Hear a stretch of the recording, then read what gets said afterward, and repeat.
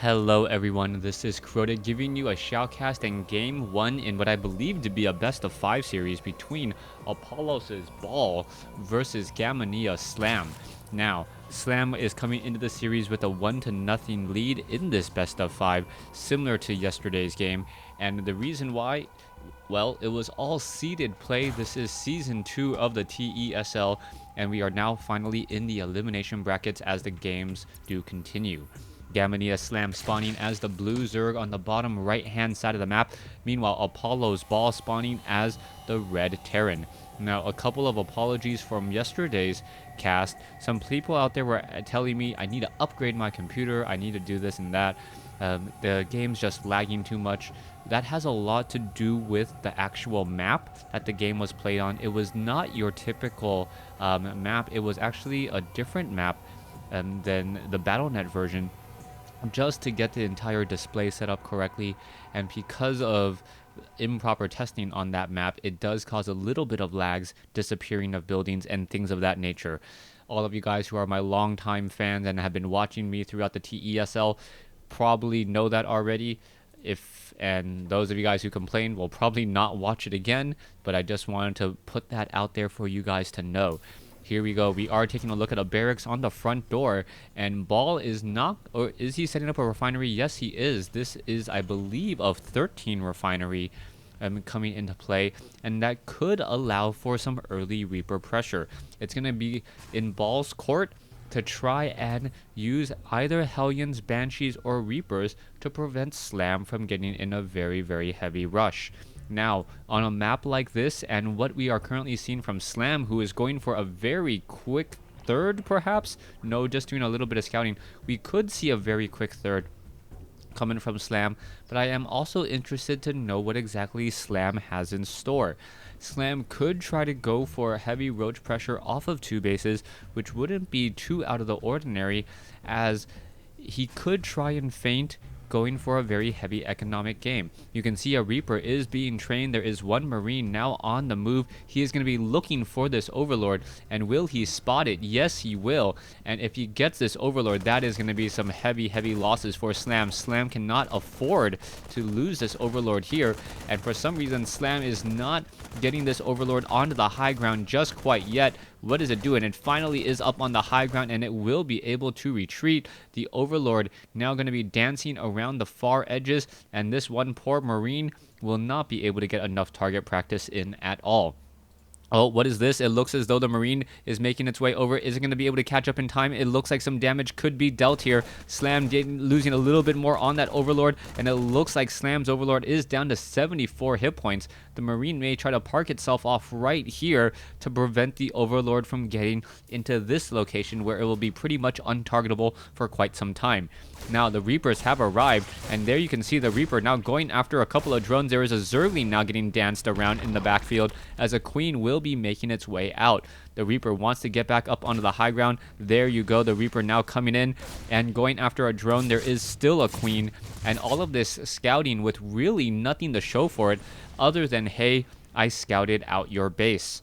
One Marine still sitting off underneath here, making sure that the Overlord of Slam does not get inside, as we are now looking to go into Reactor Hellions. Because of this early Reaper, however, the reactor is a bit delayed, and with that, I am surprised that Slam had not tried to start training units up a little bit earlier. You can now see a Widow Mine being added, but this is all just interesting that we are not seeing Hellions being trained at all. One Widow Mine being trained. We are also going into a starport, as Ball's strategy is confusing me a bit in terms of how he wants to do any sort of harassment to Slam. On top of this, Slam does have a slight drone advantage, 35 to 23. That's actually very large, over about 50% now, as he still does not have his third base. 6-minute mark, 6-minute 30 is the typical timing, as Slam, apparently listening to my words, setting up that third base there.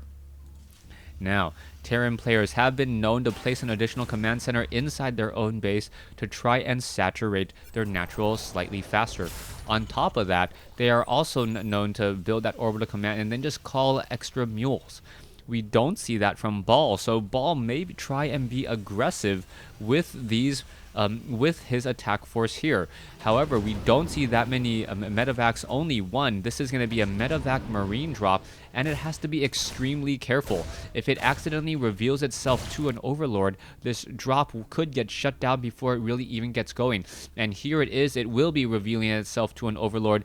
Slam is going to be able to respond very easily to this, as we now see the medevac now making its way in. Here we go. Is it going to split the defense? It is going to be splitting that defense just a bit. The medevac now dropping off the Widow Mines. There are overlords. Widow Mines are burrowing themselves, and this is absolutely perfect. There is one shot there. The Queen taking a bit of damage.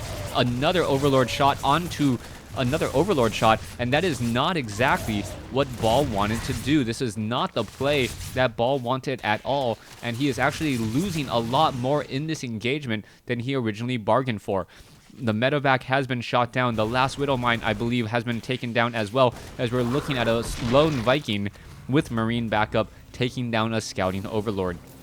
Slam pretty much has this game. He is now up on 3 bases with a huge economic advantage. 36 SCVs versus 52 drones.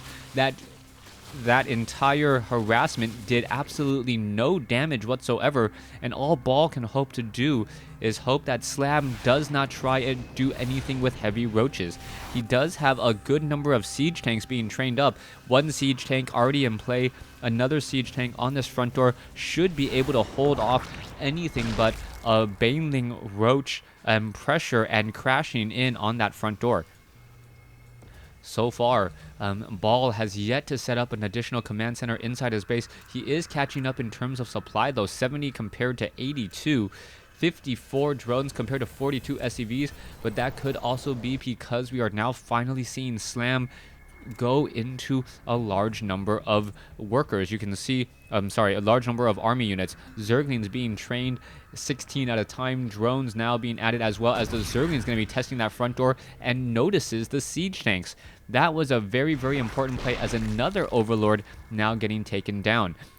Income is 17, is slightly higher for the Zerg if you account for the gas as well. So far, he is running on 5 gas. He should have about 500 gas a minute, which is what we're seeing so far, unless he is not four drones on gas there and no gas here. So he is only running on 4 gas, just like his opponent, as Ball now finally taking up an expansion, building up the command center here, and will perhaps be trying to take down these destructible rock towers and take that third. All right. Ball's strategy at this point seems a little bit unfocused. He is massing up a good number of units, but he doesn't have a clear, direct order. He is just trying to mass units, and then perhaps will try an A move with this force. He has taken down a couple of creep tumors as they were trying to spread out. A little bit of a lucky move there, as he is now making their way in from the high ground. Creep tumors will get cleared out. Siege tanks now getting into position. This siege tank covering the ramp. It looks as though a couple of these creep tumors could get taken down. Yes, all of them taken down there, as the siege tanks are now going to be sieging up from the high ground and offering a bit of protection. However, the Zerglings of Slam have come in from multiple sides. Medevac picking up units at just the wrong time, as the Roaches, Banelings, and Zerglings will clean up this attack force. And Slam now with a huge advantage, taking out that entire army. 62 army supply compared to 27. Slam really putting down the gas here to try and break this front door completely open. All right, nothing in the bunker. You can see no expansions have been taken down. Medevacs, Roaches, and Banelings now making their way in. The Banelings are just going to crash on this door. There it goes. So much damage dealt already. Siege Tank now trying to make its way in. Siege Tank now taken down, and I believe Slam is just going to finish up his opponent here. When your opponent just completely messes up with the strategy, just go in and destroy everything, and that's exactly what we saw. Ball not on the ball today, losing in a rather catastrophic fashion to Slam here in Game 1. Thanks for watching. Thanks for listening. Please stay tuned to Game 2.